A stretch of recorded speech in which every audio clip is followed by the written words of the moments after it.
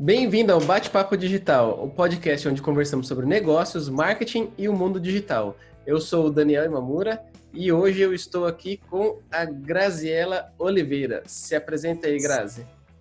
Oi, pessoal, tudo bem? Eu sou a Graziela, trabalho na consultoria digital, faço revisão de textos, estou na consultoria há mais de 3 anos e vamos bater esse papo aí com você, Daniel.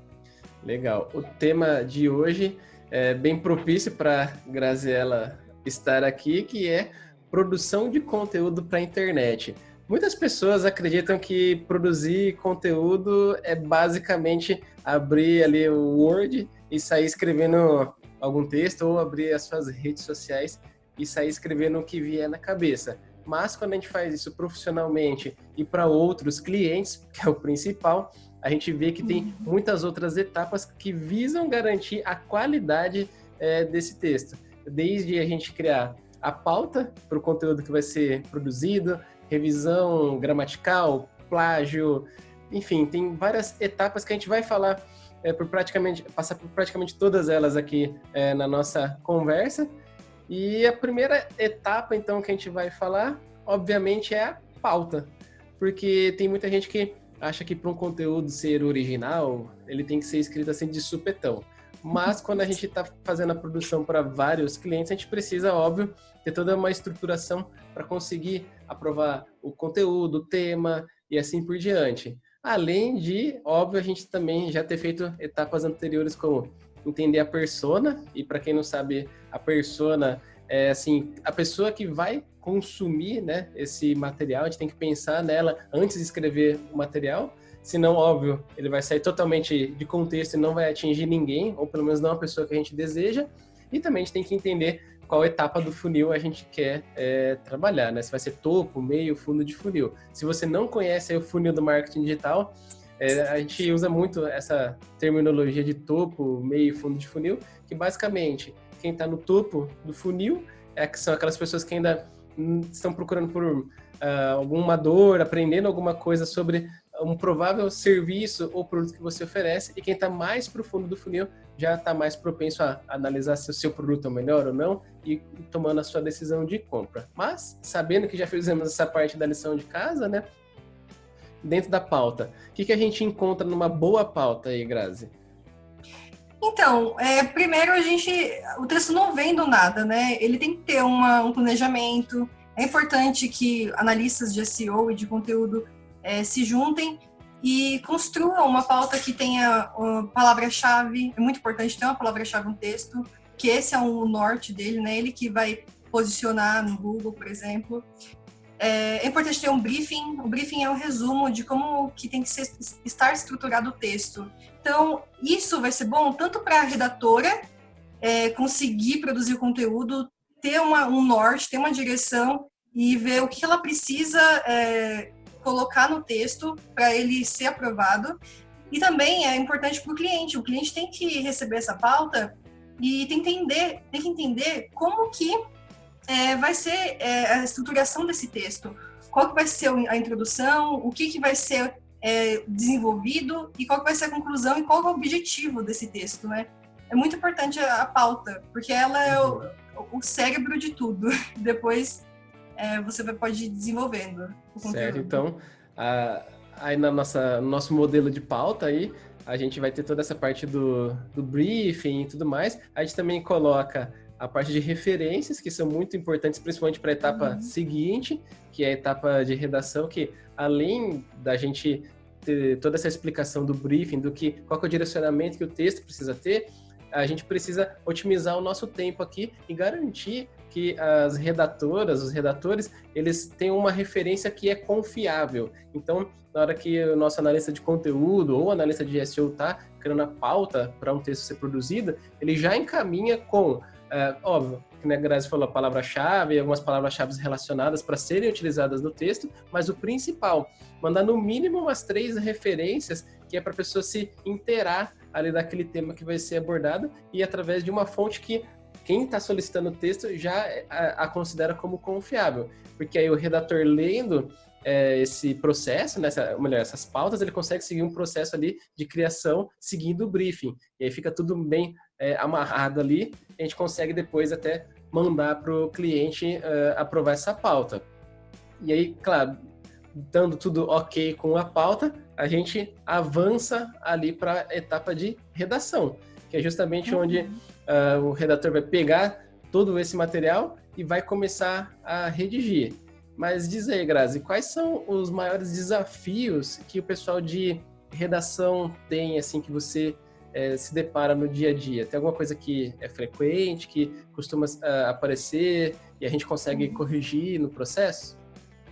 Bom, quando você falou, né, nesse processo de pauta até chegar na redação, é muito importante que o redator tenha um conhecimento de mundo, ele tem que ter uma bagagem, ele tem que ter leitura, tem que estar atento a tudo que acontece na atualidade, ainda mais para produzir um release, por exemplo, né, ou até um post de blog.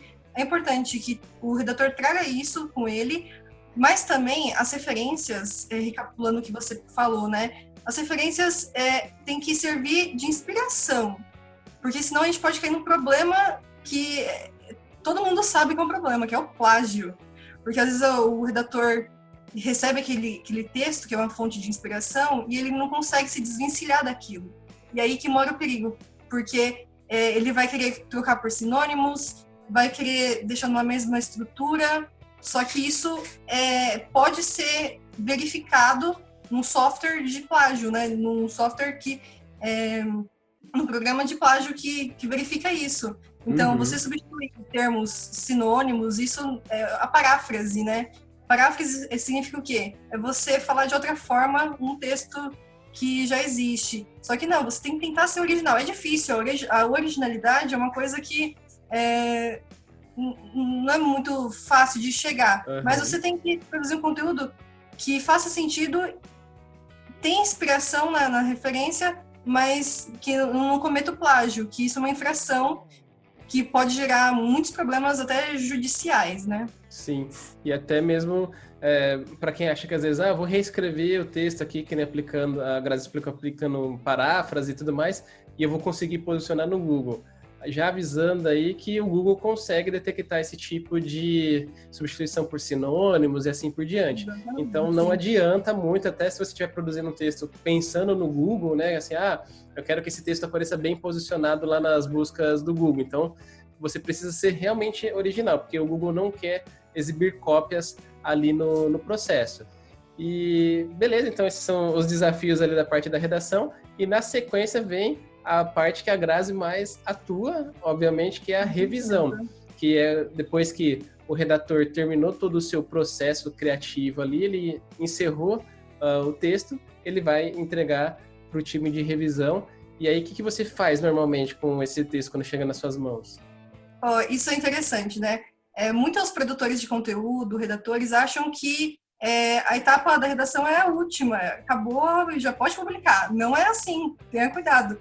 Porque é importante você reler o que você escreveu, é importante você reescrever. Um texto exige reescrita, porque um texto sempre vai poder ser reescrito e melhorado cada vez mais. E aí entra a parte de revisão, que é o quê? Muito difícil pegar um texto que eu não mexa em algum ponto dele. A gente consegue melhorar um texto, e aí você vai ver desvios gramaticais que às vezes acontecem nos textos, você vai ver problemas ortográficos, você tem que adequar a norma, né, aos padrões da norma culta. Então isso é muito comum, e também você consegue reescrever de uma forma que fique mais legível para o seu leitor. Você tem que adaptar aquele conteúdo a quem está lendo, quem que é o seu público, né? E às vezes tem texto que vai usar uma construção que não é compatível com o seu público leitor. E também é um problema. Entendi. E também é nessa etapa que você faz a revisão do plágio através de ferramentas. De ferramentas, exatamente. Você vai verificar o plágio. É uma parte que aqui na consultoria digital a gente destina aos revisores, né? E se encontra plágio, vamos conversar com as redatoras, com os redatores, para reescrever como podemos retirar essa infração, né? E é isso. Certo. Então, depois que a gente fecha essa etapa de revisão, Aí a gente parte para aprovação do material junto com o cliente, que o ideal, óbvio, é sempre o cliente ler tudo com bastante atenção antes do nosso time poder publicar esse material no ar, porque se o cliente não estiver de acordo, isso sim vai dar um problemão, principalmente no caso aqui que a gente trabalha numa agência. Mas é óbvio que aqui a gente está falando, por exemplo, da produção de um texto ou de um release que vai sair na mídia, vai sair no blog, no portal de notícias. Mas não é somente esse tipo de conteúdo que a gente prepara para a internet.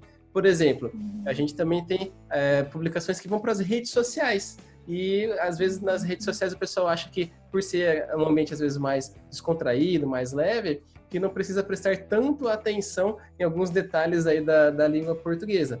Mas a gente tem um processo aqui também para essa parte de criativos e tudo mais. Como que é feito hoje, Grazi? A gente tem um processo ali que é bem estruturado para não deixar passar isso aí. Tanto, por exemplo, num e-mail marketing, numa publicação no Instagram. Explica para o pessoal que está ouvindo a gente como que funciona essa parte aí da revisão e tudo mais para as artes também. Então, a gente também recebe essa demanda, né, de textos para redes sociais. E muita gente também ignora essa parte, sendo que é muito importante você adequar o contexto de onde o seu texto vai ser publicado. Não adianta você colocar uma ênclise, uma mesóclise, que é vermoemos, veloemos, enfim, não cabe. Então você tem que adequar a sua linguagem àquele público, e também tem que ser uma linguagem objetiva, né? Não pode ser muito extensa, dependendo do tipo de conteúdo que você posta, porque não vai repelir leitores ou vai ficar muito cansativo. Tem que ser mais dinâmico e visual. E às vezes você tem que adequar trechos para deixar mais clicável ou que atraia mais pessoas. Você acaba tendo que fazer essas adaptações no conteúdo. Certo. E qual que é o impacto, por exemplo, que você enxerga de uma postagem que não foi bem redigida, tem erros, às vezes, ali, de digitação, até mesmo erros que, vamos dizer, a gente, na fala, não são percebidos, mas na hora que a gente escreve um texto ali, podem ser evidentemente vistos. Qual que é o impacto que tem isso em quem está consumindo aquele material? Eu posso resumir isso em uma palavra: é credibilidade. Se a pessoa coloca esses erros gramaticais, deixam, né, nessa publicação, imagina quem vai ler aquele conteúdo. Não vai passar uma imagem de credibilidade, de confiança na sua marca, na sua empresa. Então, é importante que tenha esse processo de revisão gramatical e de adequação linguística para que as pessoas confiem na sua marca, porque até a linguagem, até a forma como é escrita a mensagem vai fazer diferença na sua autoridade, na sua credibilidade para o seu público, leitor.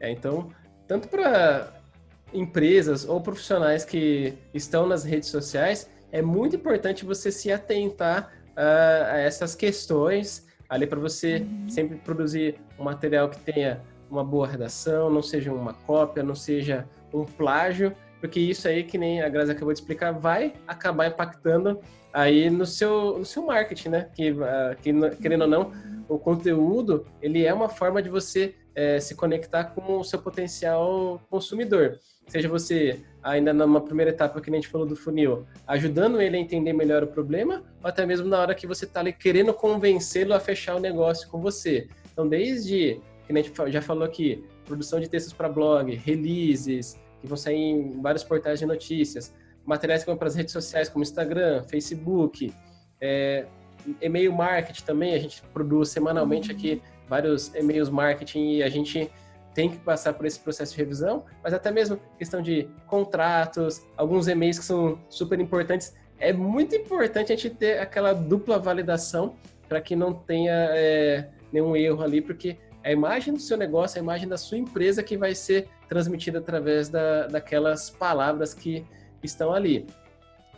Posso falar até pela própria agência que a gente já teve problemas no passado quando a gente não tinha essa etapa de revisão, que por mais que o redator ele seja muito bom, muito experiente, é necessário ter uma segunda checagem de uma outra pessoa, porque às vezes a gente, que nem a Grazi falou, tem vícios de linguagem, são coisas que acabam passando batido pelo próprio redator. Então, quem escreve não pode ser o responsável pela sua própria revisão. É importante reler tudo mais para o próprio redator não acabar deixando passando muita coisa, né? Deixar passar muita coisa. Só que sem a etapa da revisão, o risco de ter problemas, passar uma imagem ruim é real. A gente já passou por isso às vezes, e por coisa mínima, às vezes é uma vírgula que falta, faz total diferença.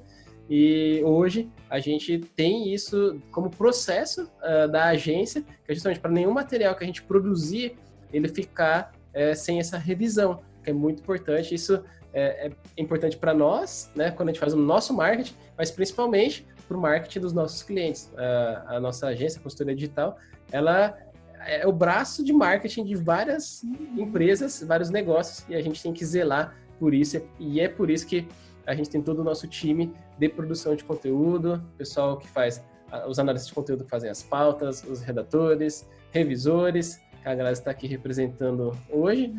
E é isso, eu queria deixar essa mensagem para quem às vezes acha que é só escrever um textinho lá no Instagram, no Twitter, ou mandar um e-mail daquele jeito que você normalmente escreve.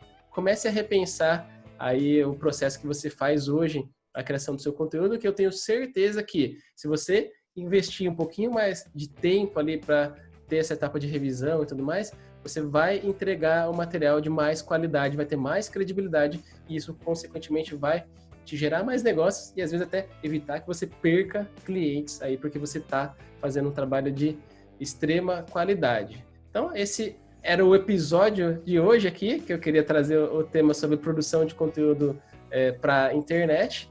Obrigado, Grazi, por participar. Eu que agradeço, Daniel. Obrigada pela oportunidade de estar aqui nesse podcast. E a gente se vê na próxima semana com mais um episódio do Bate-Papo Digital, o seu podcast onde falamos sobre negócios, marketing e o mundo digital. Até lá!